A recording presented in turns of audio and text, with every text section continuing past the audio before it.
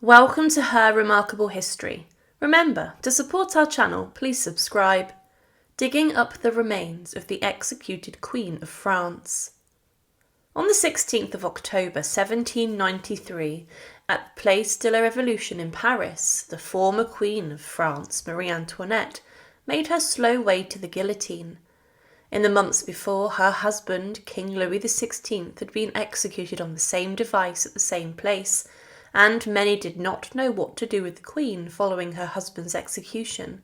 Some were in favour of exiling her, and others would have preferred to see her left to rot in prison, as she was a staunch and strong symbol of hatred across the nation.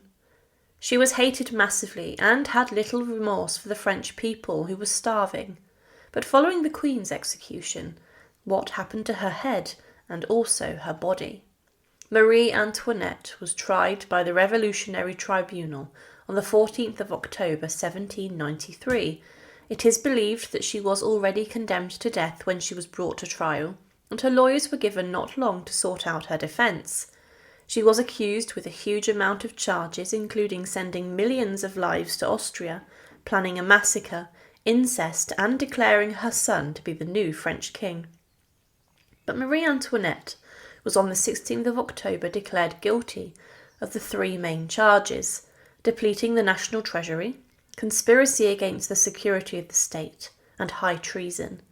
Her lawyers were shocked, as they thought she would just have a prison sentence, but the court sentenced her to death. In preparation for her execution, Marie was forced to change clothes in front of her guards, and she was ordered to wear a plain white dress. Her hair had been cut by guards in preparation for the guillotine, and it was cut short, and her hands were tied behind her back, and she was put on a rope lead before she was then taken from her prison to the execution scaffold on an open cart. It was an undignified end for the former Queen of France, and the people of Paris jeered at her as she passed in the cart, and it took an hour for the convoy to get to the Place de la Révolution, where the guillotine sat. Whilst this was happening, she was noted to have been rather calm, as the court screamed obscenities and hatred at her, and her priest sat next to Marie in the cart, but she ignored him throughout her final journey.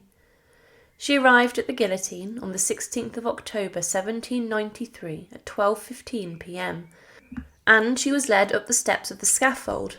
The former queen stood on the foot of the executioner, and her final words were, "Pardon me, sir, I did not do it on purpose."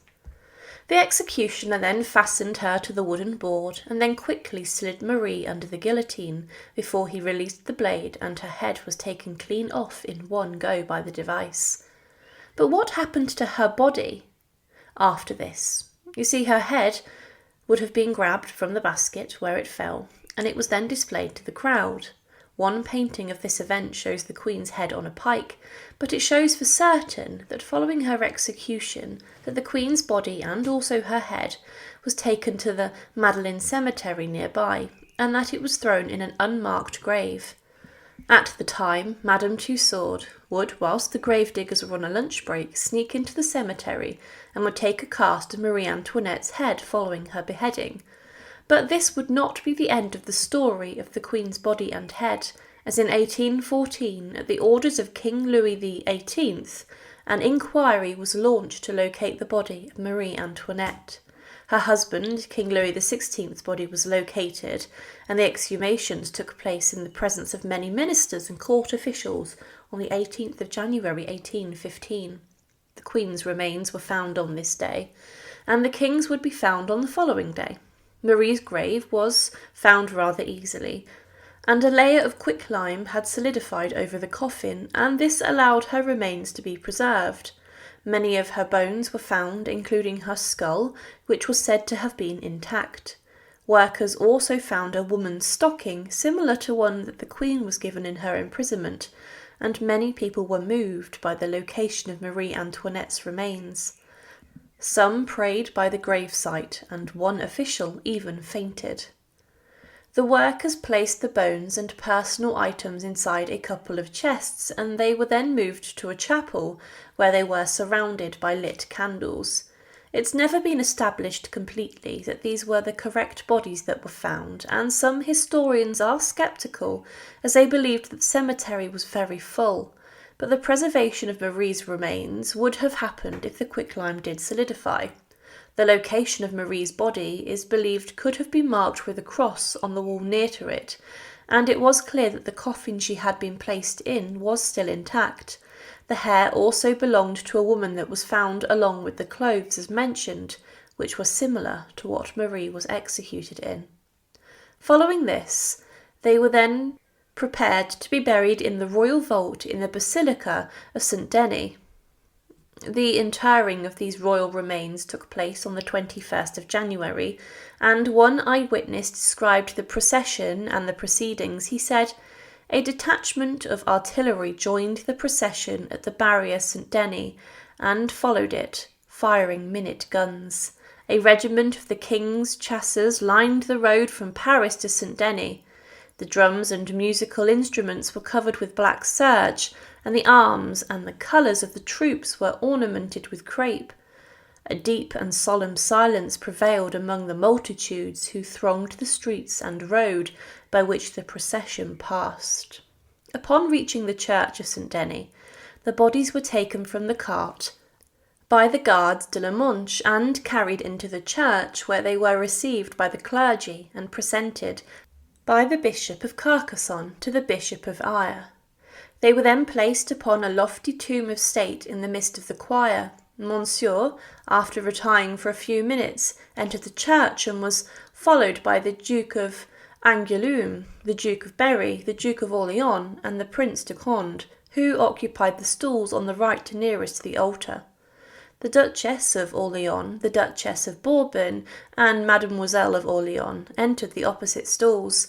Next to the Prince sat the Duke of Dalmatia, the Duke of Reggio, Count Bartholomew, and M. Lane, whom the king had appointed to support the pall when the coffins were carried to the vault.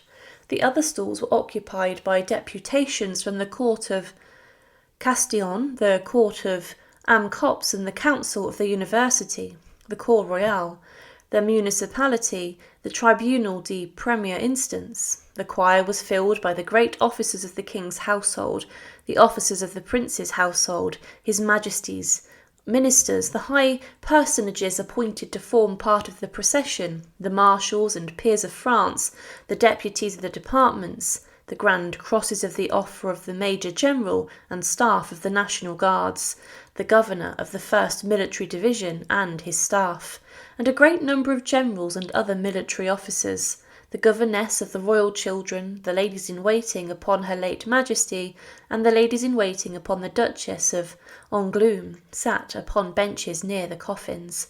400 young ladies of the Maison Royale St. Denis were seated in front of the altar. When all these attendants had taken their places, the service commenced. The princes and princesses, followed by the Grand Master and Master of the Ceremonies, and their assistants, approached the altar to present their offerings, after which a funeral operation was delivered by the Bishop of Troyes. The absolution having been pronounced, the bodies were lowered into the royal vault, into which Monsieur and 2 princes and his sons descended, and prostrated themselves upon the coffins of their royal relatives.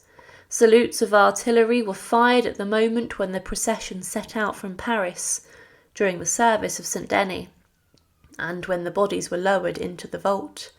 To perpetuate the memory of these august victims, the king had ordained that solemn funeral services shall be performed annually in all the churches of the kingdom, on the 21st of January, for the repose of the soul of Louis XVI, and on the 16th of October for all that of his royal consort, and that on those days the court shall wear mourning, and the public offices, courts of justice, exchange, and theatres be closed.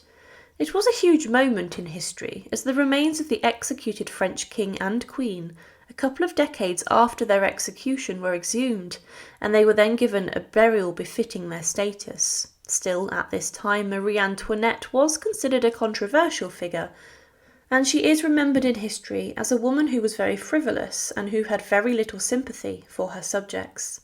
Thank you for watching, and to support, please subscribe to Her Remarkable History. Thank you.